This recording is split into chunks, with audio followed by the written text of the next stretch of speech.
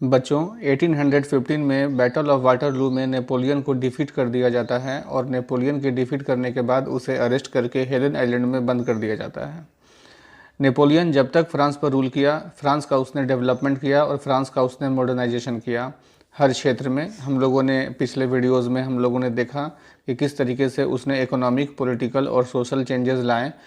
अब नेपोलियन के बाद फ्रांस का क्या होता है 1815 के बाद, ठीक है, ये हम लोग पढ़ने जा रहे हैं आज। और आज का जो हमारा टॉपिक है, ठीक है, वो है ए न्यू कंजर्वेटिज्म आफ्टर 1815।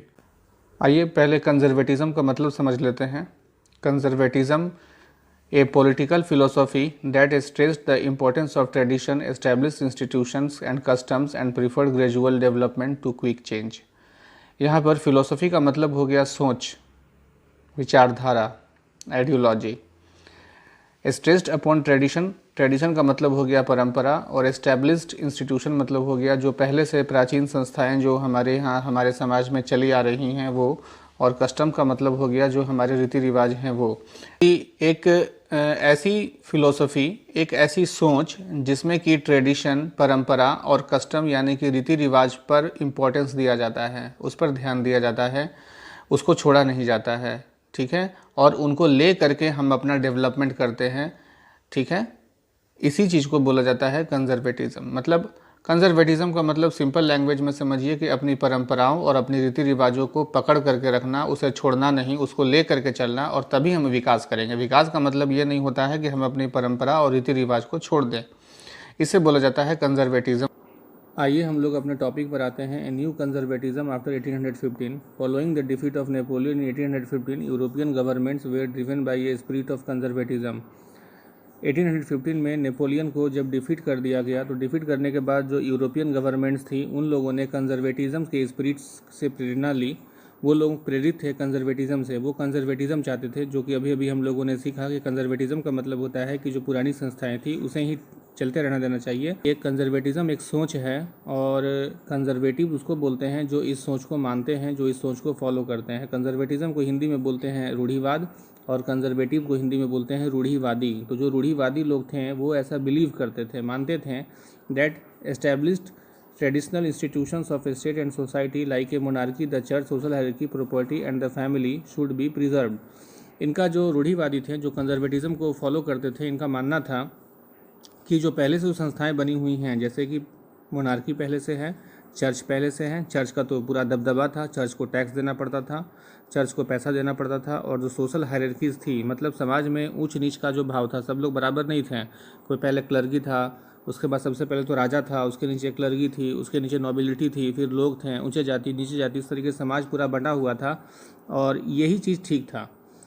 तो जो कंजर्वेटिव्स थे उनका ये मानना था कि जो ये संस्थाएं जो पहले से सिस्टम है, पहले से परंपरा है, वो रहनी चाहिए, उसको प्रिजर्व रखना चाहिए, उसको हटाना नहीं चाहिए। Most conservatives however did not propose a return to the society of pre revolutionaries days. लेकिन मोस्ट कंजर्वेटिव्स, बहुत सारे जो कंजर्वेटिव्स थे उनका ये मानना था कि प्री रेवोल्यूशनरीज डेज यानी फ्रेंच रेवोल्यूशन के पहले जो सिस्टम था वो तो भाई नहीं आना चाहिए।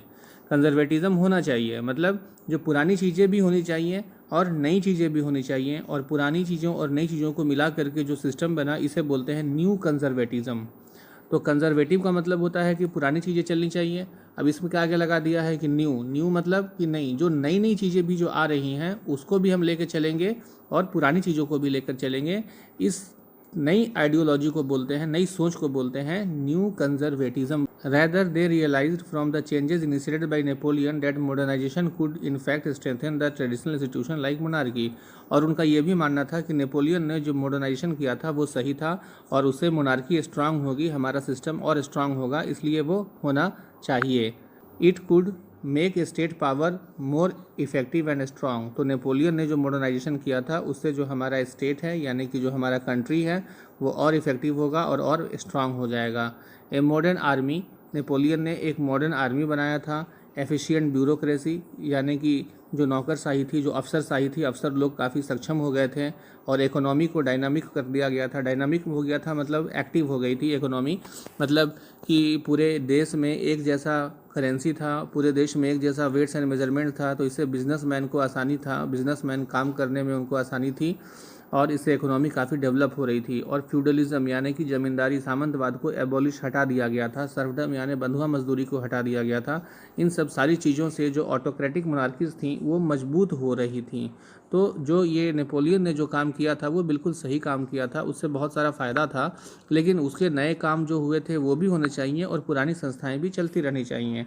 इन 1815 representatives of the European powers Britain, Russia, Prussia and Austria who had collectively defeated Napoleon met at Vienna to draw up settlements for Europe। हम लोग जानते हैं कि नेपोलियन को हराया था ब्रिटेन, रशिया, प्रशिया और ऑस्ट्रिया ने मिल करके एक को डिफीट किया था नेपोलियन को 1815 में। और ये लोग डिफीट करने के बाद जो इनके रिप्रेजेंटेटिव्स हैं, ये वियना है, ऑस्ट्रिया में एक जगह है वियना, उसके कैपिटल है वियना, वहाँ पर ये लोग मिलते हैं और मिल करके एक मीटिंग करते हैं कि आगे फ्रांस का क्या किया जाएगा, क्योंकि नेपोलियन तो अब रहा नहीं, तो हम लोग को अब आगे क्या करना चाहिए। The Congress was hosted by the Austrian chancellor Duke Metternich. और जैसा कि हम जानते हैं कि ऑस्ट्रिया का कैपिटल सिटी वियना में हुआ था, तो ऑस्ट्रिया के जो चांसलर थे उनका नाम था ड्यूक मेटरनिक। चांसलर का मतलब आप समझिए प्राइम मिनिस्टर। तो ऑस्ट्रिया के जो प्राइम मिनिस्टर थे वो ड्यूक मेटरनिक थे, वो उस मीटिंग में थे वहाँ पर। The delegates drew up the Treaty of Vienna of 1815 with the object of undoing most of the changes that had come about in Europe during the Napoleonic War। अब ये जो मीटिंग हुई, इस मीटिंग में जो जो डिस्कशंस लिए गए, जो डिसीजन लिए गए और जो भी एग्रीमेंट हुआ, उसे बोला जाता है ट्रीटी ऑफ वियना ऑफ 1815, क्योंकि 1815 में ही नेपोलियन को हराया गया था और 1815 में ही ये मीटिंग हुई थी। ठीक है। और इस मीटिंग का ऑब्जेक्ट का मतलब होता है उद्देश्य। यहाँ पर ऑब्जेक्ट का मतलब उद्देश्य है। इसका उद्देश्य क्या था कि नेपोलियन ने जितने भी चेंजेस लाए थे यूरोप में, यूरोप के जिन जिन हिस्सों को उसने कब्जा किया था, कैप्चर करने के बाद जो भी चेंजेस लाया था उसको हमको अंडू करना है, उसको हटा देना है, ज़्यादा से ज़्यादा चेंजेस को हटाना है। द बार्बन डायनेस्टी का मतलब जो हम लोग पढ़े थे फ्रेंच रेवोल्यूशन में, लुइस 16 जो वहाँ का राजा था फ्रांस का, वो बार्बन डायनेस्टी का था। तो Bourbon dynasty which had been deposed during the French revolution, तो फ्रेंच रेवोल्यूशन के समय जो बार्बन डायनेस्टी जिसे डिपोज्ड कर दिया गया था, हटा दिया गया था, वाज रीस्टोर्ड टू पावर। तो इस मीटिंग में जो मीटिंग हुई थी 1815 में ट्रीटी ऑफ वियना, इसमें यही डिसीजन लिया गया कि वापस फ्रांस में क्या करेंगे हम लोग कि फ्रांस में दोबारा एब्सोल्यूट मोनार्की ले आएंगे। France lost the territories it has annexed under the Napoleon. और फ्रांस ने जो भी टेरिटरी को कब्जा किया था उन टेरिटरी को फ्रांस के अंडर से हटा दिया जाएगा। A series of states were set up on the boundaries of France to prevent French expansion in the future. France की जो बाउंड्रीज थी उस बाउंड्रीज पर बहुत सारे स्टेट्स यानी कि बहुत सारे छोटे छोटे राज्यों की स्थापना की गई, जिससे कि फ्रांस जो है आगे भविष्य में अपना एक्सपेंशन नहीं कर पाए। इन्हें डर था कि हो सकता है कि आगे कोई दूसरा नेपोलियन जन्म ले लेगा और फिर वो उसी तरीके से फ्रांस के बाहर यूरोप के देशों को कब्जा करने निकल पड़ेगा। Thus the kingdom of the Netherlands which included the Belgium was set up in the north। तो फ्रांस के नॉर्थ में नीदरलैंड की स्थापना की गई। उसे ये जिम्मा दिया गया कि आप फ्रांस पर नज़र रखिएगा ताकि फ्रांस आगे नहीं बढ़ सके। And Genoa was added to Piedmont in the south. और साउथ में यानी फ्रांस के साउथ में जिनोवा और पिडमोंट को ये जिम्मेदारी दी गई कि आप नीचे से फ्रांस पर नज़र रखिएगा। Russia was given important new territories on its western frontiers while Austria was given control of northern Italy. अब क्या हुआ कि फ्रांस के बाहर नेपोलियन ने जिन जिन हिस्सों को जीता था, जिन जिन टेरिटरीज़ को उसने कॉन्क्वेयर किया था, उसका बंदर बांट स्टार्ट हो गया। मतलब 4 जो देश थे जिन्होंने मिल करके नेपोलियन को हराया था, ठीक, उन चारों ने आपस में बंदर बांट कर लिया और मिल करके उन हिस्सों को बांट लिया जो नेपोलियन ने जीता था। फॉर एग्ज़ाम्पल जो प्रसिया था, प्रसिया को वेस्टर्न फ्रंटियर्स मिला, मतलब वेस्ट में जो हिस्सा जो नेपोलियन ने जीता था वो उसे मिल गया। ऑस्ट्रिया ने अपने लिए नॉर्दर्न इटली पर कंट्रोल कर लिया, क्योंकि इटली पर भी नेपोलियन ने कब्जा किया था, तो उसके नॉर्दर्न इटली पर उसने कब्जा कर लिया, ऑस्ट्रिया ने उस हिस्से को रख लिया। But the German Confederation of 39 states that had been set up by Napoleon was left untouched. हम लोग पढ़ चुके हैं पिछले वीडियो में कि नेपोलियन ने जर्मन कॉन्फेडरेशन बनाया था जिसमें कि 39 स्टेट्स थे, उसको कुछ नहीं छेड़छाड़ किया गया, उसको वैसे ही छोड़ दिया गया। इन द ईस्ट में Russia was given part of Poland while Prussia was given a portion of Saxony. अब नेपोलियन ने पोलैंड के जिस हिस्से को कॉन्क्वेयर किया था वो हिस्सा रशिया को दे दिया गया और प्रसिया को सैक्सोनी दे दिया गया। सैक्सोनी एक स्टेट था जिसे नेपोलियन ने कॉन्क्वेयर किया था, ठीक।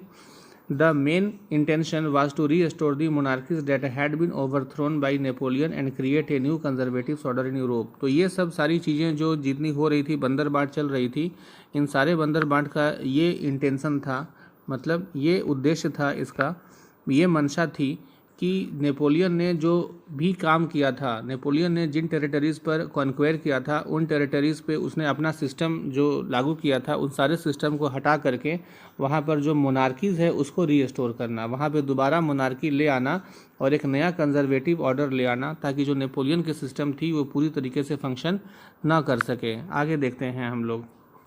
Conservative regimes set up in the 1815 were autocratic. इस तरीके से 1815 के बाद से, नेपोलियन के हारने के बाद से जो यूरोप के ज़्यादातर हिस्सों में कंजर्वेटिव रिजाइम की स्थापना हो गई। और ये जो कंजर्वेटिव रिजाइम्स थी ये ऑटोक्रेटिक थी, मतलब डेमोक्रेटिक का अपोजिट, यानी ये जो रूलर्स थे वो अपनी मनमानी से काम करते थे, पब्लिक के कंसेंट से कोई काम नहीं होता था। They did not tolerate criticism and dissent. ये लोग कोई भी क्रिटिसिज्म, यानी कि इनकी कोई आलोचना होती थी, कोई इनकी बुराई करता था, तो ये लोग बिल्कुल भी सहन नहीं करते थे। And sought to curb activities that question the legitimacy of the autocratic government. और ये जो ऑटोक्रेटिक सरकारें बन गई थी, जो अपनी मनमानी से काम करती थी, इन पर कोई भी आदमी अगर क्वेश्चन पूछता था, उंगली उठाता था, क्वेश्चन करता था, तो ये उनको अपनी निर्दयता से कर्ब कर देते थे, उन्हें कुचल देते थे ये लोग। Most of them impose censorship laws to control what was said in newspapers, books, plays, songs and reflected the ideas of liberty and freedom. ये जो गवर्नमेंट, ऑटोक्रेटिक गवर्नमेंट जो आई थी, ये लोग क्या करते थे कि सेंसरशिप लगा दिए थे। सेंसरशिप का मतलब होता है कि आप न्यूज़पेपर में कुछ भी गवर्नमेंट से बिना पूछे हुए नहीं छाप सकते हैं, कोई किताब नहीं लिख सकते हैं, कोई प्ले यानी कि कोई जो स्टेज पर ड्रामा होता है, स्टेज प्रोग्राम आप नहीं कर सकते हैं, कोई सॉन्ग्स, गाना नहीं लिख सकते हैं, ऐसा कोई काम नहीं कर सकते हैं जिसमें कि आप में लिबर्टी और फ्रीडम की बातचीत हो रही हो। मतलब लिबर्टी और फ्रीडम के ऊपर आप न्यूज़पेपर्स में, बुक्स में कोई ना लिख सकते हैं, ना इसके ऊपर कोई गाना बना सकते हैं। और जो ऐसा करता था उन्हें बहुत ही निर्दयता से कुचलने का प्रयास किया जाता था। ठीक है, ये एक व्यंग्य चित्र है। ये एक मीटिंग चल रही है, ठीक है, और मीटिंग, और सारे लोग मुंह पर एक मतलब पट्टी बांधे हुए हैं कि कोई कुछ बोलेगा नहीं। मतलब आप सोचिए कि कैसी मीटिंग है कि कोई कुछ बोलेगा ही नहीं, तो मीटिंग कैसा है। The club of thinkers, anonymous caricature dating 1820 में ये कैरिकेचर बनाया गया था। क्लब ऑफ थिंकर्स मतलब सोचने वाले लोगों का क्लब है। द प्लेक, प्लेक का मतलब होता है तख्ता, प्लेट जिस पे कुछ लिखा हुआ हो। On the left bears the inscription, inscription मतलब कुछ लिखा हुआ चीज़ है, एक तख्ता है जिस पर कि कुछ लिखा हुआ है। क्या लिखा हुआ है? The most important question of today's meeting, आज का मीटिंग का सबसे इंपॉर्टेंट क्वेश्चन क्या है, सबसे मुद्दा क्या है इंपॉर्टेंट आज का मुद्दा है बातचीत का। सॉरी, बातचीत तो करना ही नहीं है क्योंकि इनके मुंह पे तो पट्टी बंधी हुई है।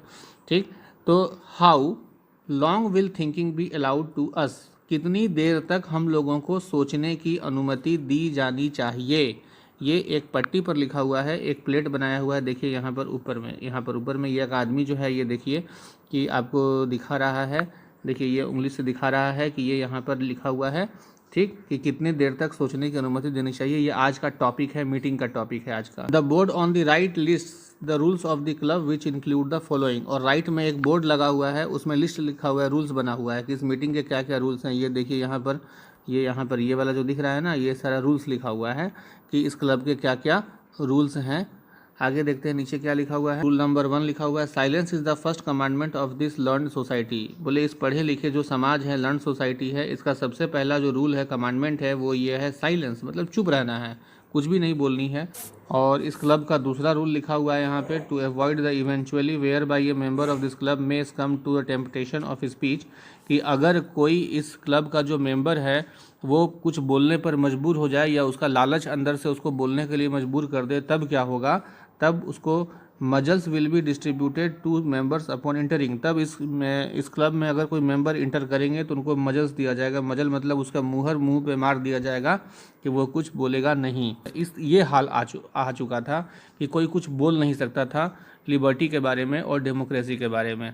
ठीक है, ऐसी स्थिति आ चुकी थी नेपोलियन के बाद। The memory of the French Revolution nonetheless continue to inspire liberals. अब जो फ्रेंच रेवोल्यूशन था वो सिर्फ मेमोरी में ही रह गया था। लेकिन यही जो फ्रेंच रेवोल्यूशन था, ये अंदर ही अंदर लोगों को इंस्पायर भी कर रहा था, लिबरल्स को इंस्पायर कर रहा था कि नहीं, हम लोगों को कुछ करना चाहिए, हम लोगों को हाथ पे हाथ रख के नहीं बैठना चाहिए। One of the major issues taken up by the liberal nationalist who criticise the new conservative order was freedom of press. और ये जो लिबरल नेशनलिस्ट हैं, लिबरल नेशनलिस्ट का मतलब जो जिन्होंने फ्रेंच रेवोल्यूशन किया था, जिन्होंने लिबर्टी फ्रांस में लाई थी, इन लोगों ने क्या किया कि इस न्यू कंजर्वेटिव ऑर्डर को क्रिटिसाइज़ किया था, मतलब इसकी आलोचना की थी कि नहीं, ये न्यू कंजर्वेटिव ऑर्डर बिल्कुल सही नहीं है, कि कोई कुछ बोल नहीं सकता है और प्रेस में यानी कि न्यूज़पेपर्स में भी आप कुछ लिख नहीं सकते हो। तो इतनी बुरी स्थिति का ये लोग विरोध कर रहे थे। तो बच्चों, आज हम लोगों ने पढ़ा कि फ्रांस में नेपोलियन के बाद क्या होता है। फ्रांस में नेपोलियन के बाद कंजर्वेटिज्म आ जाता है। कंजर्वेटिज्म का मतलब होता है कि अपनी परंपराओं और अपनी रीति रिवाजों पर बल देना और वैसी संस्थाएं जो पहले से हमारे समाज में एस्टैब्लिश्ड हैं उन पर बल देना। जैसे कि पहले से फ्रांस में चर्च था, पहले से फ्रांस में प्रिविलेज मिला हुआ था क्लर्गी को और नोबिलिटी को, पहले से वहाँ पर मोनार्की थी। तो इन सब चीज़ों पर बल देना, जो पहले से जो चीज़ें हैं। तो कहने का मतलब है कि फ्रांस में फिर वही सब चीज़ें दोबारा आ जाती हैं जो फ्रेंच रेवोल्यूशन के पहले थीं, और इन लोगों को बोला जाता है कंजर्वेटिव। जो लोग कंजर्वेटिज्म को फॉलो करते हैं उनको बोला जाता है कंजर्वेटिव, और उसे हिंदी में बोलते हैं रूढ़िवादी। तो अब फ्रांस का जो इतना बड़ा जो रेवोल्यूशन हुआ था वो सब बेकार चला जाता है, क्योंकि फिर दोबारा वही सब चीज़ें आ जाती हैं। लेकिन कुछ ऐसे कंजर्वेटिव्स भी थे जिनका ये मानना था कि ये जो नई जो चीज़ें आ रही हैं, जो फ्रांस में नए रिफॉर्म्स हुए हैं, जैसे मेजरमेंट्स के यूनिट्स हैं और वेट के यूनिट्स हैं, करेंसी हैं, ये सब यूनिफॉर्म हो गए, ये सब होने चाहिए, और साथ में पुरानी परंपराएं भी चलनी चाहिए, दोनों चलनी चाहिए, ऐसा लोगों का मान्यता था। कुछ लोग ऐसा भी मानते थे, ठीक है। इधर क्या होता है, इधर नेपोलियन को हराने के बाद रशिया, प्रसिया, ब्रिटेन और ऑस्ट्रिया चारों मिल करके एक मीटिंग करते हैं, और उस मीटिंग में, ये जो मीटिंग होती है, इस मीटिंग को वियना कांग्रेस बोलते हैं, क्योंकि ये मीटिंग ऑस्ट्रिया की कैपिटल सिटी वियना में होती है। इस मीटिंग में ये डिसीजन लिया जाता है कि पहला, में जिन टेरिटोरीज पर कॉन्क्वेयर किया था उन टेरिटोरीज को अब छोड़ दिया जाएगा और उसे ये चारों मिल करके आपस में बंदर बांट कर लेंगे। दूसरा कि नेपोलियन ने जो जो काम किया था, जो जो रिफॉर्म्स किया था, उसमें से मैक्सिमम को क्या करना है, अंडू कर देना है, मतलब उसे रद्द कर देना है। तीसरा कि फ्रांस के जो बॉर्डर्स हैं उसके चारों ओर एक ऐसे स्टेट्स को एस्टेब्लिश करना है और उन्हें जिम्मेदारी देनी है कि आप फ्रांस पर नजर रखिए ताकि दोबारा कोई नेपोलियन जन्म ना ले और वो अपने स्टेट का एक्सपेंशन ना करे। इसने चौथा डिसीजन ये लिया कि फ्रांस में फ्रेंच रेवोल्यूशन में जो डायनेस्टी थी जिसे कि हटा दिया गया था, जिसमें लुई 16 वहाँ के राजा थे, उन्हें मार करके उन्हें हटा दिया गया था, तो अब वो दोबारा बार्बन डायनेस्टी को एस्टेब्लिश किया गया, मतलब दोबारा फ्रांस में एब्सोल्यूट मोनार्की एस्टेब्लिश हो चुका। इधर फ्रांस में एब्सोल्यूट मोनार्की आने के बाद जो फ्रांस में नेशनलिस्ट थे और लिबर्टी और डेमोक्रेसी की मांग करने के लिए जो लोग स्ट्रगल कर रहे थे, उन लोगों का दमन शुरू हो जाता है। खैर जो भी हो, जिन लोगों ने स्ट्रगल किया था डेमोक्रेसी के लिए और लिबर्टी के लिए फ्रांस में, उनके मन में लिबर्टी की आग तो लगी हुई थी और वो फ्रांस में दोबारा लिबर्टी और दोबारा डेमोक्रेसी एस्टेब्लिश करना चाहते थे। अब फ्रांस में ही नहीं, फ्रांस के बाहर भी लिबर्टी का टेस्ट मिल चुका था लोगों को कि लिबर्टी क्या होती है। अब चूंकि इनका दमन हो रहा था फ्रांस में, इसलिए इन लोगों ने एक सेक्रेट सोसाइटी बनाना शुरू किया, गुप्त तरीके से संस्थाएं बनाने लगे, और ये संस्थाएं जो थी फ्रांस में भी बनने लगी और फ्रांस के बाहर भी बनने लगी, जर्मनी में, पोलैंड में और इटली में, इन सब जगह पर भी ये सेक्रेट सोसाइटीज बनने लगी। तो बच्चों, फ्रांस का अब क्या होगा? क्या फ्रांस में दोबारा एब्सोल्यूट मोनार्की आने के बाद फिर वहां पर इसी तरीके से एक्सप्लॉयटेशन होगा लोगों का, या फ्रांस में दोबारा वहां पे लिबर्टी आएगी, फ्रांस में दोबारा डेमोक्रेसी आएगी, या फ्रांस में दोबारा रिपब्लिक आएगा?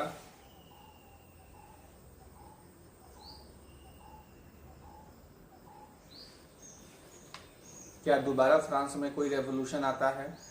क्या दोबारा फ्रांस में तख्ता का पलट होता है? क्या दोबारा फ्रांस के जो नए अभी एब्सोल्यूट मोनार्की, क्या फ्रांस में जो अभी एब्सोल्यूट मोनार्की नहीं बनी है, क्या इसको भी हटाने के लिए कोई रेवोल्यूशन आता है? इन सारे सवालों के आपके जो जवाब हैं, आपकी सारी जिज्ञासाएं मेरे आने वाले वीडियो में शांत होंगी। तो आप लोग